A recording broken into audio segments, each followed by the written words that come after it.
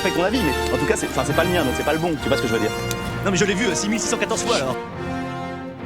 Salut à tous, aujourd'hui nous allons parler d'un film qui me tient très à cœur.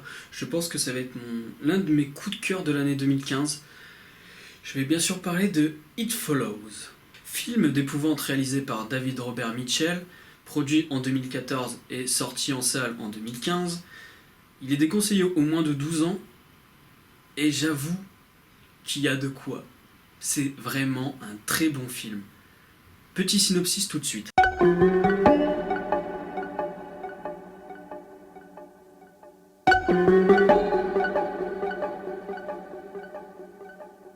It Follows raconte l'histoire d'une jeune adulte qui va recevoir une malédiction après avoir couché avec un garçon. En fin de compte, c'est une MST, malédiction sexuellement transmissible. Après avoir reçu cette malédiction, elle va voir des choses étranges. Une personne qui la suit, sous différents visages. Des personnes de son entourage, des personnes qu'elle connaît un peu moins, ou des personnes très proches. Au cours de l'histoire, il va donc falloir qu'elle échappe à cette malédiction, à cette étrange créature qui essaye de la tuer en fin de compte.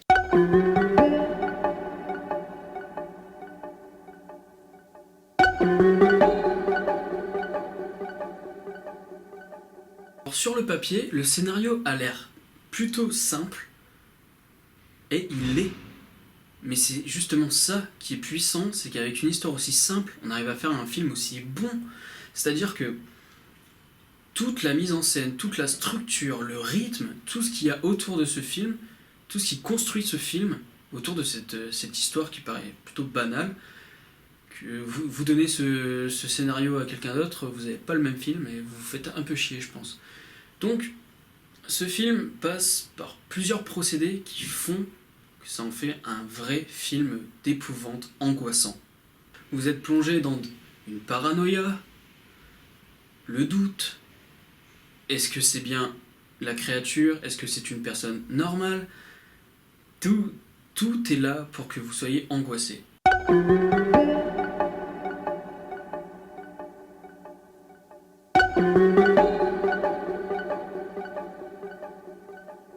La musique. La musique est exceptionnelle.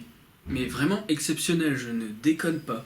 Ça, vous savez, si vous avez vu le premier Halloween de Carpenter, la musique joue un grand rôle dans l'impression d'angoisse. C'est-à-dire qu'en fait, tout ce qui se passait, si vous retirez la musique, il manque quelque chose et la peur ne surgit pas, l'angoisse ne surgit pas. Et là, cette musique est incroyable. Enfin, écoutez quelques extraits.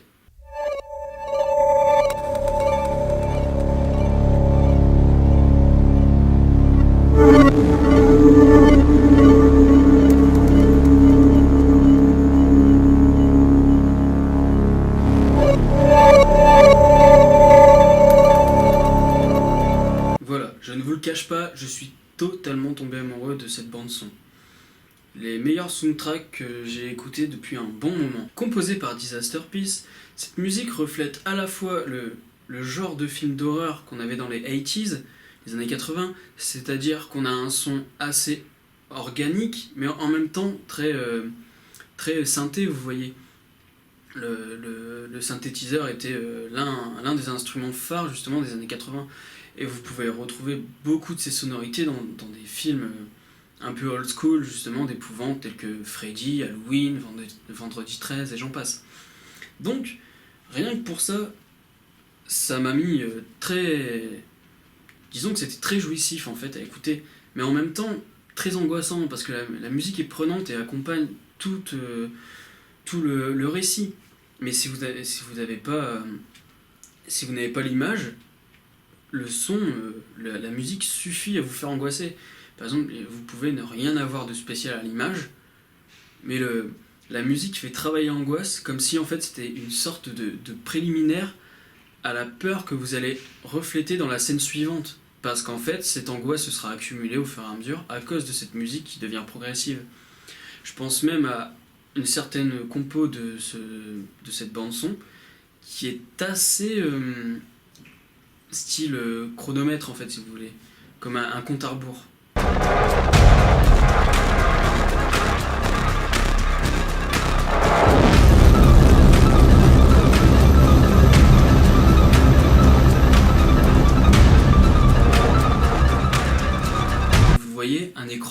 avec cette musique suffit peut-être à vous faire angoisser.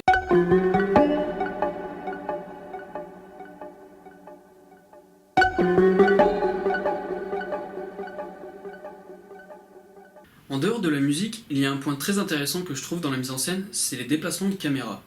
Que ce soit par exemple dans la scène de début où on a un plan séquence assez intéressant puisque en fait on suit une jeune femme ou une ado en tout cas qui se déplace dans sa petite rue, dans la rue de banlieue. Et en fait, comme on suit la demoiselle, on a une vue d'ensemble en fait sur tout ce qu'il y a autour d'elle.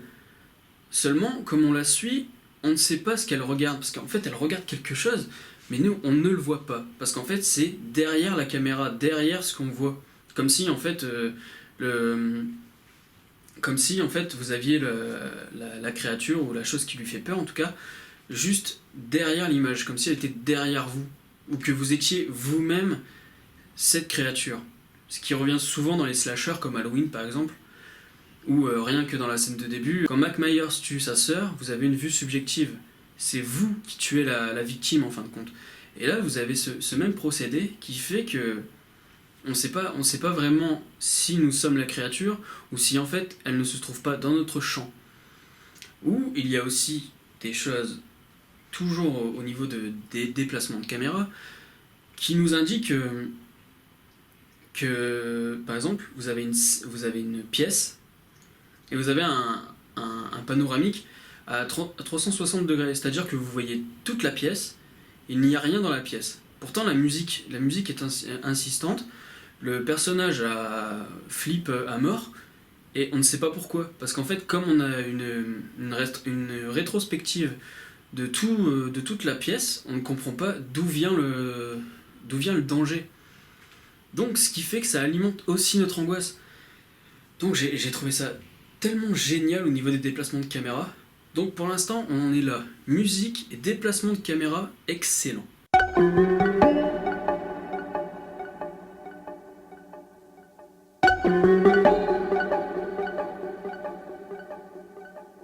Les références. Alors les références sont assez nombreuses. J'ai pas dû toutes les repérer. Mais justement, je parlais de la musique. Donc on a une référence aux slashers tels que Halloween, qui travaille beaucoup la peur par sa musique. Si Carpenter n'avait pas mis sa musique dans Halloween, vous n'auriez pas eu le même ressenti, ça c'est certain. Ou aussi, par exemple, vous avez un truc très cliché que j'ai remarqué tout de suite. Vous avez un plan d'ensemble sur une piscine désaffectée, et vous avez la pluie, les éclairs et l'image assez sombre qui fait rappeler tout le long les plans qu'on peut avoir dans les films des années 30, justement avec Frankenstein ou ce genre de film. Et je trouvais ça très intéressant, justement, qu'on ait des références, mais qui ne soient pas là pour pomper, mais plutôt pour rendre hommage. C'est pas juste on fout ça là parce que ça marche. C'est vraiment, il y a vraiment un travail derrière. C'est des petites références comme ça qui font qu'on ne peut pas s'empêcher de dire ah bah oui, ça me rappelle ça.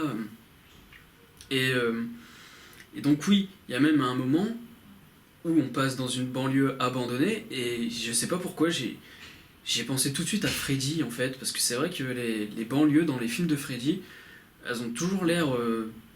ça donne toujours l'impression de ville fantôme en fait, comme s'il n'y avait personne qui y vivait, et les cauchemars ne font qu'ajouter ce ressenti.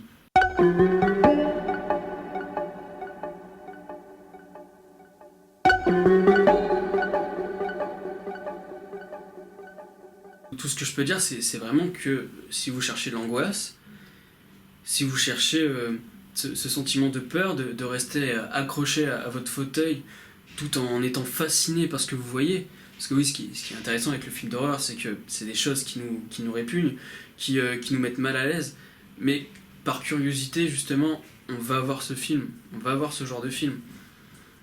Donc voilà, je vous invite vraiment à aller le voir. Je peux noter juste 2 ou 3 bémols. Le premier, ce serait par exemple, il y a un moment où elle va regarder dans la piscine, et comme tout le monde le sait, quand on est debout, on a un meilleur point de vue. Et elle, ce qu'elle va faire, c'est qu'elle va rester à quatre pattes pour regarder dans la piscine. Bon, bien sûr, ça rajoute de l'angoisse parce qu'on se dit tiens, elle va peut-être se faire choper juste au bord de la piscine. Mais enfin, j'ai toujours un problème avec ce genre de film, c'est que j'ai toujours l'impression que les personnages sont complètement cons et qu'ils cherchent toujours à se foutre dans la merde, comme s'il n'était pas déjà assez, il faut qu'ils en rajoutent pour se foutre dedans. Donc voilà, bon, c'est vraiment minime. Et un autre bémol, ce serait aussi à un moment, il y a un léger jumpscare, enfin un faux jumpscare, parce qu'en fait, on vous fait croire que qu'il y a un truc, un danger qui arrive, mais en fait non. Même si en fait ce jumpscare est pas vraiment mauvais, parce que justement derrière il y a un petit côté humoristique, parce que la sœur du personnage principal est un second rôle assez intéressant justement, je trouve, parce que on retrouve un certain type de personnage un peu blasé justement. D'ailleurs tout le groupe d'ados là est un groupe d'ados complètement blasé, donc j'ai trouvé ça aussi intéressant. Donc voilà, tout ce que je peux vous dire, c'est allez le voir sans hésiter. J'ai l'impression de me répéter depuis tout à l'heure, mais en fait c'est justement parce que j'ai pas envie de dire trop de choses sur ce film. C'est juste incroyable. Pour vous dire, le dernier film d'horreur que j'ai vu au cinéma, c'était Annabelle. Je suis ressorti de là, j'ai cru que j'allais embarquer un fauteuil et que j'allais le broyer parce que j'étais outré de voir un film pareil, quoi. Comment on peut sortir de telle merde? J'avais entendu dire qu'il y avait eu des bastons dans les salles de cinéma à cause de ce film. En fait, j'ai compris pourquoi. C'est parce qu'en fait, le film était tellement mauvais que les gens étaient sur les nerfs et ils se sont tous tapés sur la gueule. Ça doit être que ça le problème. Donc voilà. It Follows, un film à ne pas rater, l'un des meilleurs films qui sortiront pour 2015, que ce soit toujours confondu, hein, mais pour le film d'horreur, je pense que ce sera l'un des meilleurs.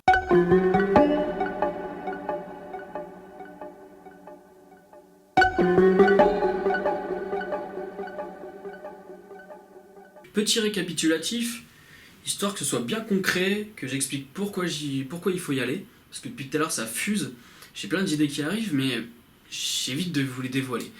Donc, on a une musique magistrale qui accompagne très très bien le film, des mouvements de caméra qui accompagnent très bien la musique justement, et qui accentuent tout comme la musique ce sentiment d'angoisse, d'étrangeté, de danger. Ce principe au niveau des personnages blasés justement, avec cette impression de malédiction sexuellement transmissible qui est justement l'inverse de ce qu'on a habituellement, c'est-à-dire qu'en général c'est la Vierge qui est sauvée justement parce qu'elle n'a pas de rapport sexuel, alors qu'en fin de compte ici c'est le rapport sexuel qui sauve. J'ai trouvé cette inversion vraiment pas mal.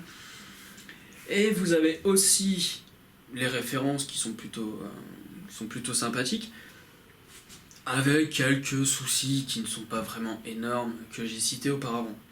Donc voilà, c'est un film que je vous invite à aller voir, mais sans hésiter. Déconseillé aux moins de 12 ans, je le rappelle. Pour ma part, il se peut que j'aille le revoir. En attendant, je vous dis à la prochaine.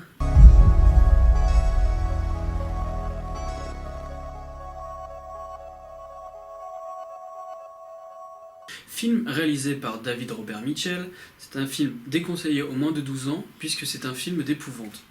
Putain. Allô ?